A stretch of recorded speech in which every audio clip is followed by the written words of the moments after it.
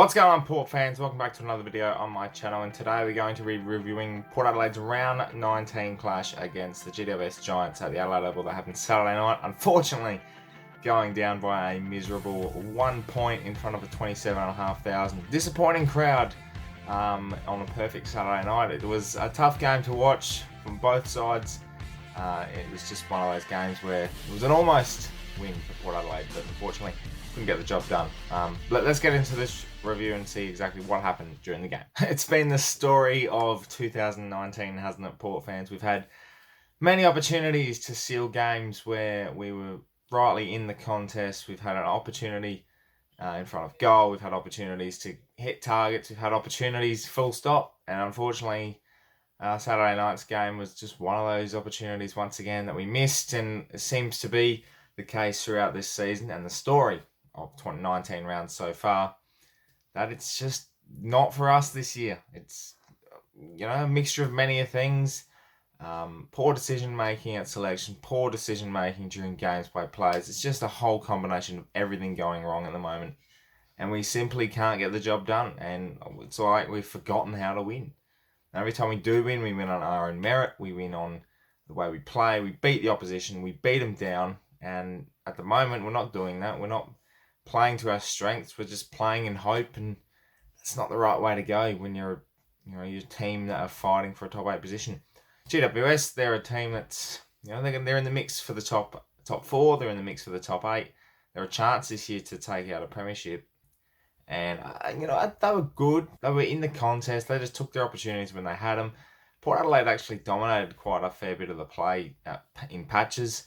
GWS just took full advantage of the fact that we couldn't win opportunities, and they had Phil Davis and Nick Haynes, who were just they were just standing pillars in the back half for the team, while Port Adelaide continually bombed it inside 50 and didn't hit a target. And every time we did kick a goal, it was on the back of a turnover.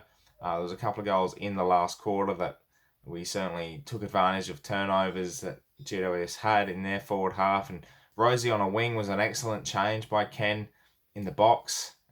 In that last quarter, he created stuff that wasn't being created early in the game.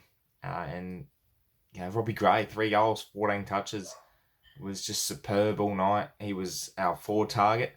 Don't agree with that, having Robbie Gray as your main key forward, especially when you got Dougal Howard, and that's exactly what Paddy Ryder was brought in for. Paddy Ryder had opportunity late in the third quarter to put us in front, or level the scores, I think. Didn't take it, and it was just our goal kicking that let us down, and it's continually done that all year. We're poor kicking for goal side, and the matter of the fact is, I think you look at the way GWS structure up. They're big body players, big body midfielders, big body forwards. Their defenders are big bodied, and I think when you take out Dixon based on form, that's going to hurt your chances down for when you don't replace him with a key forward. And if Billy wasn't suspended, I think Billy would be playing. But essentially, Dixon should have played. He should have lined up against Paddy. Paddy should have come in as well. Then you should have had Howard also down there, or even Howard go back and help out, because you can't have the likes of Garner lining up on top of a Finlayson, and then have Cleary on Cameron, and then Jonas on Himmelberg. They're just too tall. And then they threw Mumford down there. We had to throw Westhoff down in defence for basically the whole night, which I didn't mind. It was a good decision to do, though, because he actually set up a lot of the play. He withheld a lot of the pressure early in the game, and he actually stood out from the rest and was doing a pretty good job. And he was pretty handy all night.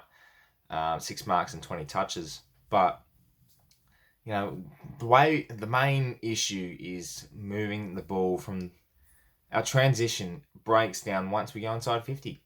And that's because we don't have a big target to aim for. And every time Charlie was in there, we had a target, and it didn't work because that wasn't a structure. And I'm not saying it was working, but essentially we didn't have a target against GWS. We're just bombing in hope, and no other team in the league does that. I think Haynes and Davis had, 30 marks between them, something like that. 20 of them intercepts, which for a side, usually I think they average 30 per game or something like that, but that's nuts to have that many intercept marks going inside 50. especially in that last quarter when you had the multiple chances. And I hate to hate on Boak, but that late in that last quarter, kicking the ball, he didn't have much of an option. And time was running out, and he bombed it inside 50, and Robbie Gray was the only target. And you got Heath Shaw, Nick Haynes, and Phil Davis all around him. Not the greatest option to go for, but that was the story of the night. And the main focus on this game was the fact that we didn't utilise our opportunities. It breaks down. We do everything right until we get inside 50. And credit to GWS, they took their opportunities. Jeremy Cameron, 3 early goals. Finn Layson, I think, kicked a couple.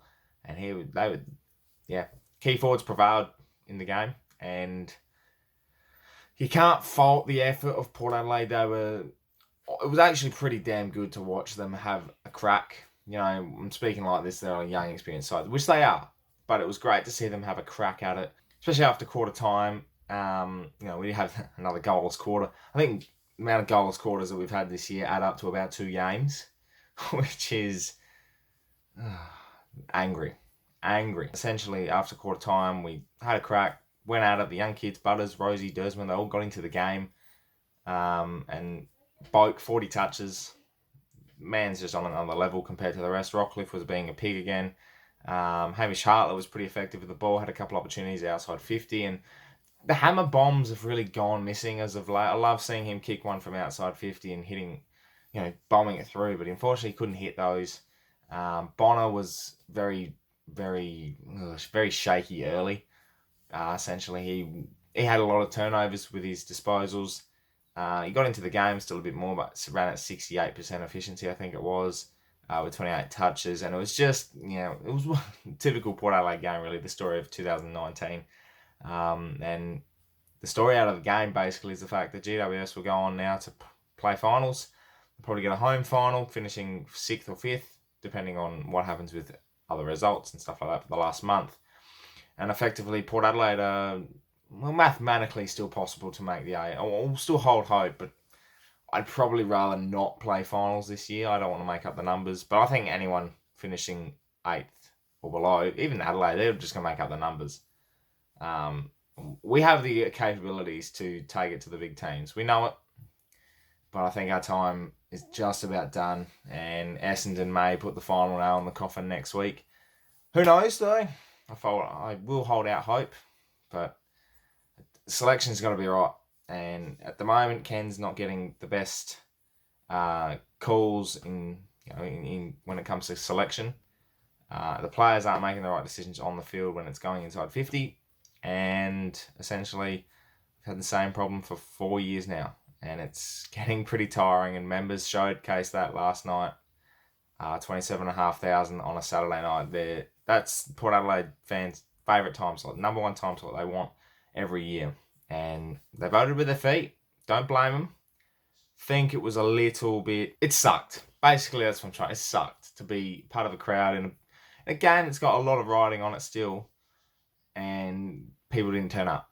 And for the 27.5 that did, they witnessed a game that was typical of Port Adelaide, but they stuck by them, and it sucks.